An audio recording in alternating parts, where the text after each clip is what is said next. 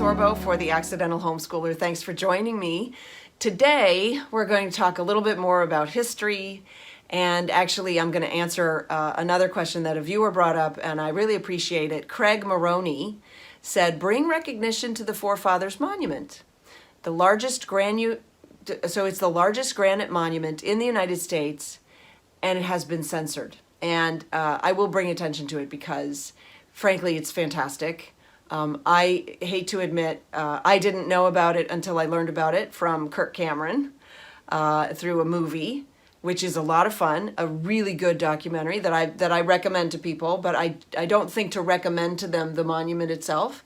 And I recognize that I should, and so thanks to Craig for bringing this up.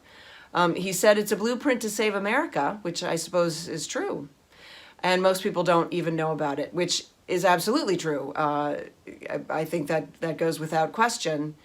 The National Monument to the Forefathers, formerly known as the Pilgrims Monument, okay?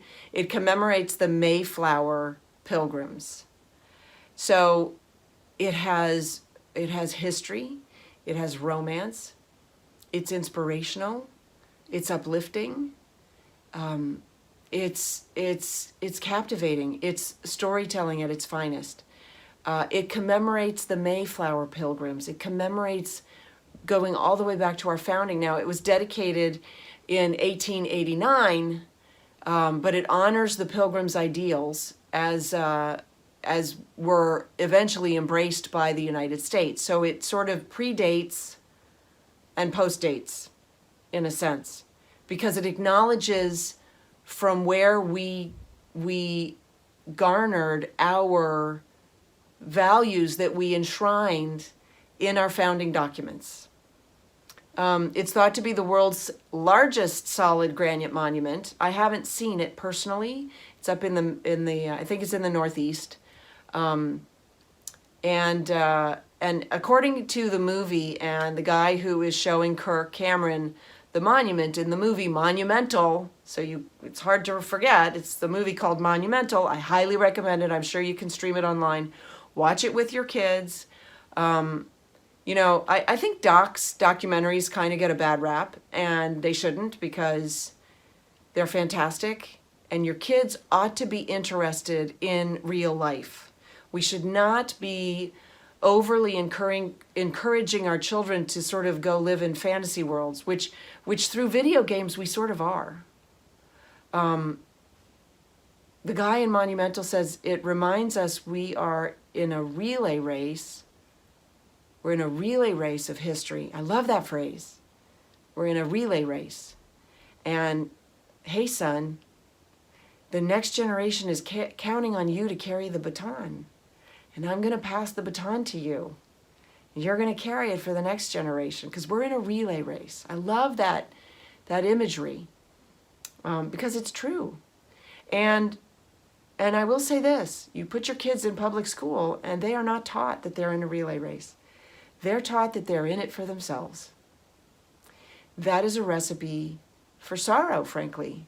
That's a recipe for disappointment. It's a death sentence. Well, if it's all about me, why bother? Just for a moment's happiness, and then I die, and then nothing? Blackness, there's nothing there? Come on, folks. We can do better than that. And so even if you need some time off, and you're just like, oh, I just can't deal with it anymore, just get your kids the books to read. Have them read some more. Get them history, get them historical fiction, get them classic literature. So that, why do we do classic literature? Why not just give them Twilight Zone? Not Twilight Zone. What is it? Twilight? The Twilight series, or I can't think of, Pulp Fiction type books. Why am I so hyped on the classics? And the reason is because the classic tales the reason that they're classics is because they are sort of universally applicable.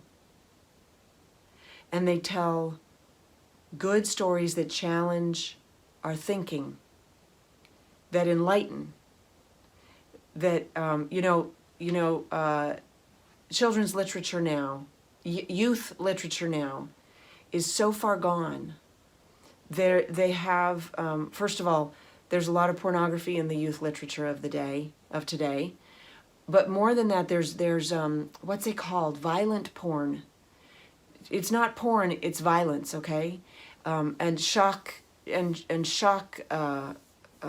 essays. And so, and this is in just like the popular literature, I shouldn't call it literature, the popular writing, the popular books. And they have a formula. And so every 5 or 10 pages, whatever it is, there's like a shock scene. And it keeps the kid reading, and they get hooked on the violent imagery. It's terrible. It's terrible what we're doing to kids. When we should be slowing them down and challenging them to think and use your brains. All right, that may be a discussion for another day. I got to think about that. In any case, monumental. Highly recommend that film. Kirk Cameron. And of course, the Forefathers Monument, which is featured in the movie, among other things. So the movie's great. The Forefathers Monument is also great. You can look it up. You can look it up online. You can do a bunch of research about it. It is a very cool monument. You could start with the film. That makes it really easy because you know what you're going to be looking at. And maybe challenge your child to write an essay about it. And this is something that I've struggled with my kids recently because they're growing into young adults. And they think that because as they're raised, you assign an essay and you say, write an essay about this book or write an essay about this topic and pick a thesis and then defend your thesis and then be done. But what happens is they fall into this sort of trap that they think they're just supposed to blah, blah, blah, blah, blah, and finish.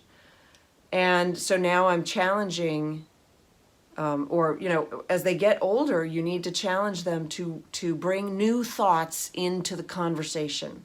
I don't want you to just tell me how big the painting was, what it's made of, when it was painted, who painted it, what it depicts, what colors are in it. I don't want that. I want your impression of it and your evaluation of it, your valuing of it. I want you to think about your values in relation to it.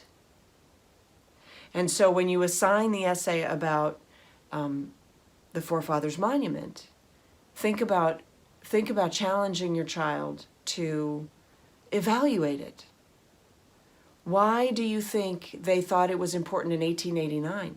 Oh, there's a great question. What was happening in 1889? Is something happening? Maybe just with the people who were erecting the monument, or maybe something that was happening globally at the time. They thought, oh, we have to spend money on this, because they spent money on it. It's the largest piece of granite as a monument in the U.S. It's a big deal. And they didn't just say, let's pick that piece. They went, well, what's the biggest one right now? And let's go get the next largest one. Or something like that, right? Anyway, challenge your children to think and challenge them with understanding that they are part of the relay of history. All right, that's it for me, Sam Sorbo. Go to samsorbo.com. All the links are here in the description. Thanks so much for joining me. Have a great weekend.